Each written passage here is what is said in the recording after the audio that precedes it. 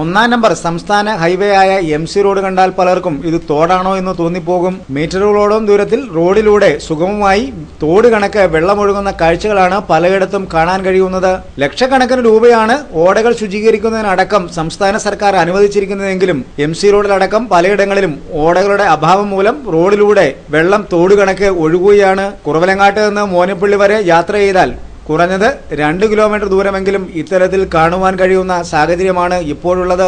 വെള്ളൊഴുക്ക് തുടർച്ചയായി നടക്കുന്നതോടെ റോഡ് തോടായി മാറുന്നു എന്നതിനപ്പുറം റോഡ് തകരുകയും ചെയ്യുന്നു എന്നുള്ളതാണ് ഇത് കൂടുതൽ ഗൗരവമുള്ള വിഷയമാക്കി മാറ്റുന്നത്. ആയിരക്കണക്കിന് വാഹനങ്ങളും യാത്രക്കാരും കടന്നുപോകുന്ന റോഡിലാണ് ഈ വലിയ പ്രതിസന്ധി ഉടലെടുത്തിരിക്കുന്നത് എന്നുള്ളത് വിഷയം കൂടുതൽ ഗൗരവത്തിലേക്ക് തിരിയേണ്ടുന്നതിന്റെ ആവശ്യകത വിളിച്ചോതുന്നുണ്ട്.